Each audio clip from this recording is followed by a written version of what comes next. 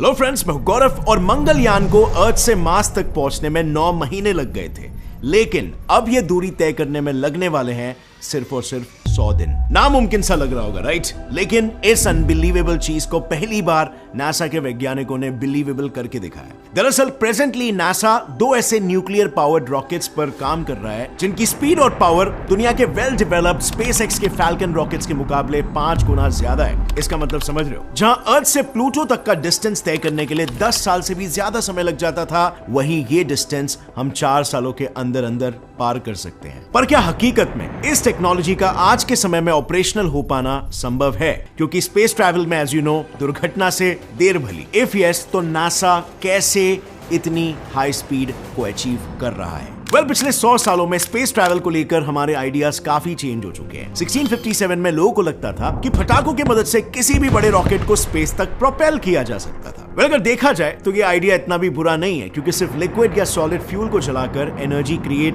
किया जा सकता है। इनफैक्ट जब सबसे पहला रॉकेट बम्पर WAC बनाया गया, तब उसे इसी आइडिया के बेसिस पर सक्सेसफुली लॉन्च किया गया था। और यही वो पल भी था जब से शुरू हुआ रॉकेट बनाने का सिलसिला। आज की तारीख में रॉकेट बनाना कंपैरेटिवली काफी ज्यादा इजी हो गया है। Indian space agency Agnikul Cosmos ने दुनिया का पहला 3D प्रिंटेड रॉकेट भी बना लिया है। इस रॉकेट की टेस्टिंग तक सक्सेसफुली हो चुकी है और दिसंबर खत्म होने से पहले एक और दूसरा 3D printed and even reusable rocket launch होने वाला है। इनफैक्ट आज की तारीख में हमारे पास जो सबसे पावरफुल रॉकेट है वो भी एक केमिकल कंबशन रॉकेट ही है, जिन्हें यूज करके आने वाले कुछ ही सालों में इलॉन मस्क लोगों को मार्स पर बसाने के प्लान्स बना रहे हैं। सो बेसिकली ये टेक्नोलॉजी आज के टाइम पे काफी वाइडली यूज्ड और काफी हद तक सक्सेसफुल भी है। इसमें होता यह है कि इंजन में कंट्रोल्ड और कंटीन्यूअस एक्सप्लोजन क्रिएट होता है, जिसके मदद से रॉकेट्स को स्पेस में लॉन्च किया जाता है। फर्क सिर्फ बस इतना है कि इस मेथड में अपग्रेडेशन करते हुए स्पेसएक्स के इंजीनियर्स ने इस केमिकल कंबशन से ज्यादा एनर्जी क्रिएट करने का और उसकी एफिशिएंसी बढ़ाने का तरीका ढूंढ लिया। आज के तारीख में किसी भी रॉकेट की एफिशिएंसी बढ़ाना रॉकेट साइंस का एक बहुत इंपॉर्टेंट हिस्सा है।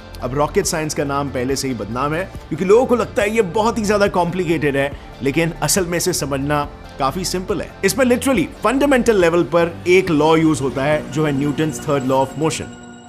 You know, every action has an equal and opposite reaction. उसी तरीके से every force has an equal and opposite reaction. So basic chemical engines में फ्यूल के तौर पर लिक्विड मीथेन और ऑक्सीजन को यूज किया जाता है। इन 2 लिक्विड्स को एक कंबशन चेंबर में डाला जाता है, जहां इनके कंबशन से एक एक्सप्लोसिव रिएक्शन प्रोड्यूस होता है और फिर इससे निकलने वाली हीट को रॉकेट्स के नीचे लगे ये कोन शेप नोजल से बाहर निकाल दिया जाता है। अब नोजल का कोन शेप स्पेसिफिकली कुछ इस तरीके से डिजाइन किया जाता है जिससे मैक्सिमम एनर्जी को एक यूनी डायरेक्शन में कॉन्सेंट्रेट किया जा सके। And done.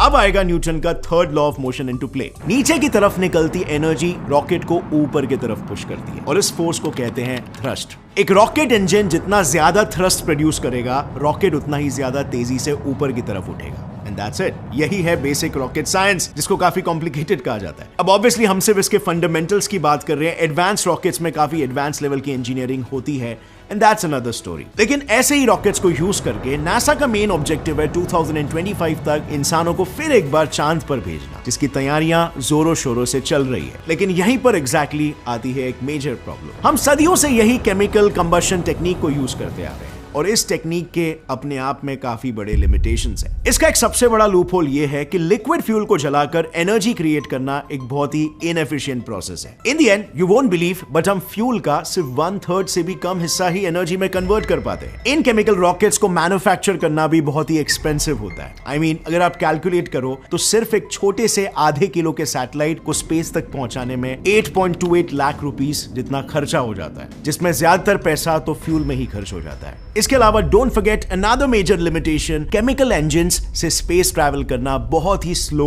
और टाइम कंज्यूमिंग प्रोसेस है। फॉर एग्जांपल, अगर अभी के बेस्ट रॉकेट फैल्कन हेवी को यूज करें तो भी हमें मार्स तक पहुंचने में अराउंड 7 महीने लग जाते हैं। मतलब इतने टाइम तक एस्ट्रोनॉट्स को अपना वक्त लो ग्रेविटी एनवायरनमेंट में गुजारना पड़ता है। And you won't believe, low gravity में सबसे ज्यादा दिनों तक रहने का रिकॉर्ड रशियन कॉस्मोनॉट वैलेरी पोलियाकोव के पास है, जो उन्हें मजबूरी में 438 दिनों तक यानी 15 महीने महीनों तक स्पेस में बिताते हुए बनाना पड़ा। इतना टाइम स्पेस में बिताने की वजह से उनके बोन्स और मसल्स इतने वीक हो गए थे कि वापस आने के बाद अर्थ की ग्रेविटी से रीएडजस्ट करने में ही उन्हें 8 महीने लग गए। यानी अगर एस्ट्रोनॉट्स को केमिकल इंजन्स की मदद से मार्स पर भेजा गया तो मार्स पर इंसानों का पहला कदम शायद एक व्हील चेयर पर होगा, शू प्रिंट की जगह पर व्हील प्रिंट होगा। और इसीलिए इन्हीं कॉन्सिक्वेंसेस से बचने के लिए नासा के पास एक ब्रिलियंट सोल्यूशन है। NASA department of energy DOE के साथ कोऑर्डिनेट करके nuclear powered rocket engines design कर रहा है। इनफैक्ट नासा के पास 2 तरह के न्यूक्लियर पावर्ड रॉकेट्स के डिजाइन्स भी रेडी है। पहला न्यूक्लियर थर्मल रॉकेट इंजन्स और दूसरा न्यूक्लियर इलेक्ट्रिक रॉकेट इंजन्स। एक न्यूक्लियर थर्मल रॉकेट इंजन एक नॉर्मल केमिकल इंजन से ज्यादा डिफरेंट नहीं है, बट फिर भी वो उनसे 2 गुना ज्यादा एफिशिएंटली एनर्जी प्रोड्यूस कर सकता है। अब ये कैसे होता है ये समझना काफी सिंपल है। देखो, ये रॉकेट न्यूक्लियर रिएक्शन से सबसे पहले तो भारी मात्रा में हीट प्रोड्यूस करता है और फिर जैसे ही रिएक्टर के बीच में से लिक्विड हाइड्रोजन को एज अ फ्यूल पास किया जाता है, हीट की वजह से लिक्विड हाइड्रोजन गैस में कन्वर्ट होता है और फिर रॉकेट के नोजल से हाई स्पीड्स में बाहर आता है। अब आप कहोगे कि नॉर्मल रॉकेट्स में भी तो ऐसा होता है, तो फिर डिफरेंस क्या है? तो चलो इसे एक सिंपल से इक्वेशन से समझते हैं। किसी भी रॉकेट की एफिशिएंसी को मेजर करने के लिए इंजीनियर्स यूज करते हैं स्पेसिफिक इंपल्स। इसे मेजर किया जाता है कुछ ऐसे, thrust force divided by fuel flow rate. इसमें बस याद रखने वाली चीज ये है कि जितनी जल्दी फ्यूल रॉकेट की नोजल से बाहर आएगा उसका स्पेसिफिक इंपल्स उतना ही ज्यादा होगा। यानी रॉकेट की एफिशिएंसी बढ़ानी है तो बाहर आते फ्यूल की स्पीड को भी बढ़ाना होगा। नॉर्मल कंबशन इंजन्स में फ्यूल की स्पीड होती है 4 किलोमीटर प्रति सेकेंड, जो काफी फास्ट है।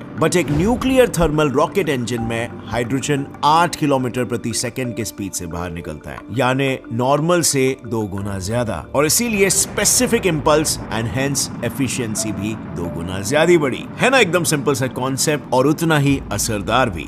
इसके अलावा दूसरा डिजाइन है न्यूक्लियर इलेक्ट्रिक इंजन। इसमें एनर्जी जनरेट करने का कॉन्सेप्ट सेम ही है, बस यहाँ पर एक कंट्रोल्ड एक्सप्लोजन की बजाय न्यूक्लियर एनर्जी को यूज करके पहले इलेक्ट्रिसिटी प्रोड्यूस की जाती है और पीरियोडिक टेबल के इस ज़ीनॉन एटम्स को आयोनाइज करके उन्हें नोजल से बाहर निकालकर एक्सेलरेशन जनरेट किया जाता है। But let me tell you one more thing. बाहर निकलते ज़ीनॉन की स्पीड होती है 40 किलोमीटर प्रति सेकेंड, यानी न्यूक्लियर थर्मल रॉकेट्स से भी 5 गुना ज्यादा, और इसी वजह से एफिशिएंसी भी 5 गुना ज्यादा। Amazing, right? इसीलिए नासा के साइंटिस्टों का कहना है कि हम न्यूक्लियर इलेक्ट्रिक इंजन्स को यूज करके आराम से 100 दिनों के अंदर ही मार्स पर पहुंच सकते हैं। इतना ही नहीं, एक न्यूक्लियर इंजन से बना रॉकेट एस्ट्रोनॉट्स को सिर्फ 4 सालों के अंदर अर्थ से प्लूटो तक पहुंचा सकता है। अब 4 साल सुनने में बहुत ज्यादा लग रहा होगा, लेकिन ये मत भूलो कि यही डिस्टेंस कवर करने के लिए न्यू होराइजन स्पेसक्राफ्ट, जिसने प्लूटो की हमें पहली HD फोटोज खींच के दी, उसे खुद 10 साल लग गए थे। और अब अगर देखा जाए तो नासा के कई सारे सैटेलाइट्स में इलेक्ट्रिक आयन इंजन्स ही यूज होते हैं। तो इससे